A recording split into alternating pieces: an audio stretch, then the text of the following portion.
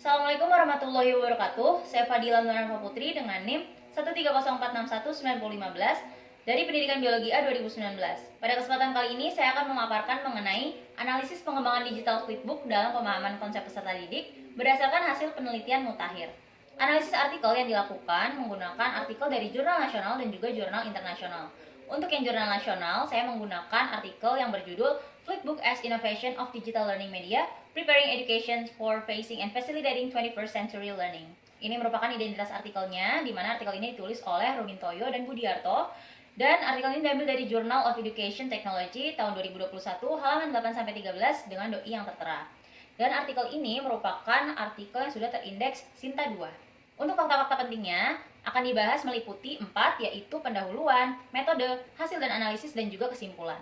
Penelitian ini dilakukan dengan tujuan untuk mengidentifikasi kebutuhan terhadap peluang pengembangan media pembelajaran yang terintegrasi dengan teknologi berbasis flipbook, dengan harapan dapat memperbesar atau meningkatkan kemampuan literasi sains pada peserta didik. Latar belakang yang mendasari penelitian ini adalah perkembangan teknologi dan ilmu pengetahuan yang sangat pesat, sehingga penulis atau peneliti merasa bahwa kurangnya inovasi pemanfaatan media ajar yang terintegrasi dengan teknologi. Lalu kurang optimalnya pencapaian tujuan pembelajaran dan penguasaan kompetensi pada peserta didik. Hal ini terjadi karena peserta didik merasa bahwa materi-materi pelajaran di sekolah, terutama materi biologi, itu cenderung bersifat abstrak sehingga sulit untuk dipahami.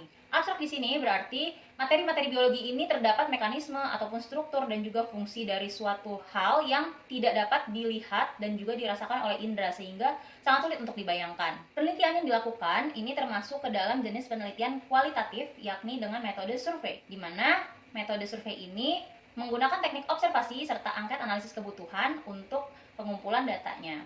Setelahnya, analisis data kuantitatif yang sudah diperoleh dari angket itu akan dilakukan dengan teknik deskriptif kuantitatif memakai persentase yang telah disusun dengan menggunakan tabel. Penelitian ini mengambil subjek sebanyak 70 peserta didik SMA kelas 10 sampai 11 dengan lokasi penelitian yaitu di salah satu SMA negeri di Surakarta, Jawa Tengah. Selanjutnya merupakan hasil dan analisis pada penelitian ini.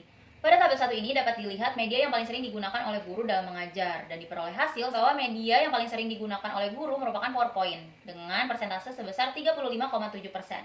Lalu diikuti dengan modul, textbooks, dan barulah lembar kerja. Jadi dari sini dapat kita lihat bahwa media yang digunakan oleh guru itu masih terkesan monoton dan juga membosankan bagi peserta didik. Yang selanjutnya yaitu tabel 2 yang berisi mengenai persepsi peserta didik terhadap pengembangan flipbook yang dilakukan oleh peneliti dan didapatkan hasil sebesar 82,9% di mana peserta didik ini setuju dengan pengembangan media pembelajaran digital flipbook. Yang mana berarti peserta didik memiliki pandangan positif terhadap kesempatan pengembangan media pembelajaran digital flipbook. Pada tabel 3 ini tersedia beberapa alasan untuk memilih flipbook dan sebagian besar peserta didik menyatakan bahwa flipbook memiliki tampilan yang lebih menarik, di mana persentasenya itu sebesar 40%. Lalu diikuti dengan flipbook ini merupakan media yang interaktif dan juga tidak membosankan. Kesimpulan pada penelitian ini yaitu diketahui bahwa dengan digital flipbook, proses pembelajaran menjadi lebih menarik. Lalu digital flipbook dapat memberikan pengaruh positif pada akademis maupun praktis peserta didik. Lalu digital flipbook mampu memotivasi dan membuat peserta didik lebih semangat dalam pembelajaran karena memiliki tampilan yang menarik serta memanfaatkan teknologi di dalamnya. Selanjutnya yaitu jurnal internasional. Saya mengambil artikel yang berjudul Digital Flipbook Immunopedia atau DFI, A Development in Immune System E-Learning Media. Nah, ini merupakan identitas artikelnya, di mana artikel ini ditulis oleh Ristanto, Rusdi, Mahardika, Darmawan, dan Ismirawati. Artikel ini diambil dari jurnal internasional yaitu International Journal of Interactive Mobile Technologies tahun 2020 dengan halaman 140-162 dan doi yang tertera. Artikel ini diambil dari jurnal yang sudah terindeks Scopus yaitu Q3. Penelitian ini dilakukan dengan tujuan untuk menghasilkan suatu media pembelajaran yaitu digital flipbook untuk memfasilitasi pemahaman materi sistem imun yang cenderung abstrak. Jadi sudah spesifik ke sistem imun, di mana latar belakang yang mendasari dilakukannya penelitian ini yaitu perkembangan teknologi dan ilmu pengetahuan yang sangat pesat. Lalu perubahan pesat ekologi pembelajaran belum mampu merespon pembelajaran yang dilakukan di kelas oleh guru. Selanjutnya, disrupsi teknologi yang terjadi menuntut kegiatan pembelajaran untuk mengoptimalkan penggunaan teknologi informasi. Selanjutnya, peneliti melihat bahwa materi sistem imun ini cenderung bersifat abstrak sehingga sulit dipahami. Metode yang digunakan pada penelitian ini yaitu metode penelitian dan pengembangan ADI, yang merupakan kependekan dari Analysis, Design, Development, Implementation, dan juga Evaluation. Karena ini merupakan penelitian mengenai pengembangan suatu media pembelajaran sehingga tahapannya hanya sampai development. Untuk subjek penelitian yang digunakan yaitu sebanyak 30 peserta didik SMA kelas 11 IPA dan juga 3 orang guru biologi. dengan lokasi penelitiannya yaitu di salah satu SMA di Cibinong, Indonesia. Selanjutnya yaitu merupakan hasil dan analisis. Di sini dimulai dari analisis terlebih dahulu, lalu nanti akan ada desain, dan selanjutnya yaitu development. Untuk yang analisis itu ada analisis kebutuhan peserta didik dan juga analisis pendidik atau guru. Nah, pada tahap analisis ini dimaksudkan guna mengetahui hambatan pada kegiatan belajar biologi khususnya pada materi sistem imun. Nah, instrumen yang digunakan berupa angket yang harus diisi oleh responden dan juga berupa wawancara. Lalu ini di sini merupakan ada tabel berupa kisi-kisi instrumen analisis kebutuhan yang sudah tervalidasi layak oleh ahli. Selanjutnya di samping tabel ada dua diagram yang atas merupakan data di mana peserta didik menganggap bahwa sistem imun merupakan materi yang lumayan sulit untuk dipahami karena memang materi ini memerlukan pemahaman tingkat tinggi di mana perlunya analisis yang dilakukan untuk memahami struktur dan fungsi serta mekanisme kerjanya. Sedangkan untuk diagram yang bawah ini menunjukkan bahwa peserta didik mendapat kesulitan saat mempelajari anatomi sistem imun.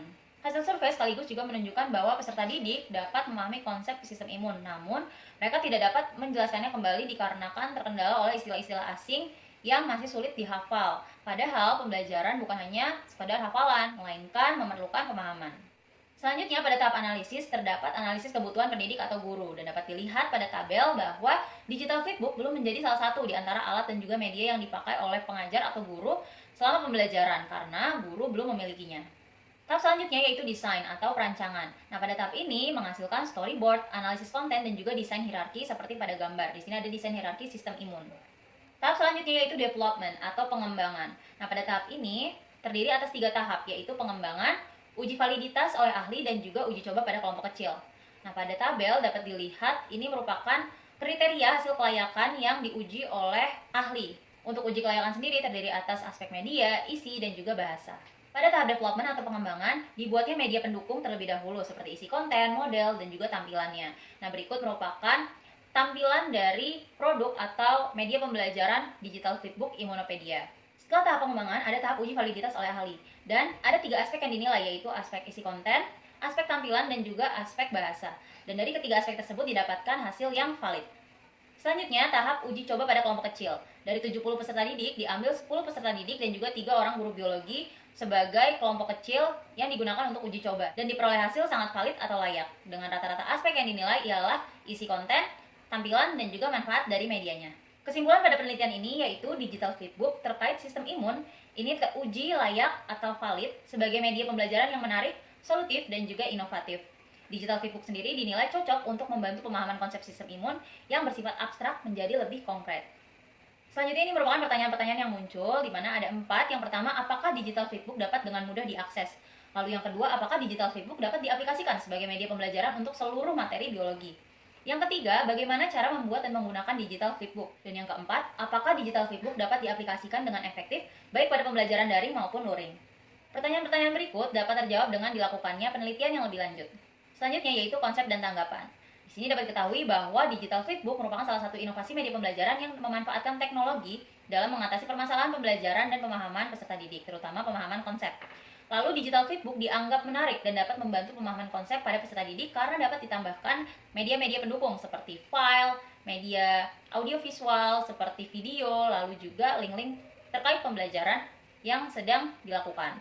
Lalu, materi biologi yang cenderung abstrak dan sulit dipahami dapat menjadi lebih konkret atau lebih jelas dengan media pembelajaran digital flipbook. Untuk kelebihannya, artikel-artikel yang dianalisis cukup mudah untuk dipahami dan memiliki banyak rujukan, sehingga memperkaya sumber bacaan. Lalu untuk kekurangannya, artikel yang dianalisis ini cukup panjang dan ada bagian dari isi artikel yang kurang dapat dipahami dengan baik. Kosakata atau istilah baru yang didapat ialah yang pertama konkret, yang mana konkret ini artinya suatu perkataan yang nyata, bisa dilihat dan bisa dirasakan dengan indera, dan wujudnya benar-benar ada. Lalu yang kedua yaitu disrupsi. Disrupsi merupakan suatu kondisi atau situasi pergerakan sesuatu hal yang sudah tidak linier. Yang terakhir yaitu ada refleksi. Dan di sini kendala yang dihadapi yaitu sulitnya menemukan sumber atau referensi bacaan terkait digital flipbook yang kredibel dan terindeks Scopus, serta bukan proceeding. Lalu kendala bahasa pada artikel yang dipakai juga membuat pengerjaan menjadi memakan waktu yang cukup lama. Lalu untuk solusi yang dapat dilakukan yaitu lebih giat lagi dalam mencari sumber atau referensi artikel dari jurnal-jurnal yang kredibel dari berbagai website pencarian jurnal. Lalu memanfaatkan dan memaksimalkan alat penerjemah atau translator guna mempermudah pemahaman. Sekian pemaparan dari saya, kurang lebihnya mohon maaf. Wassalamualaikum warahmatullahi wabarakatuh.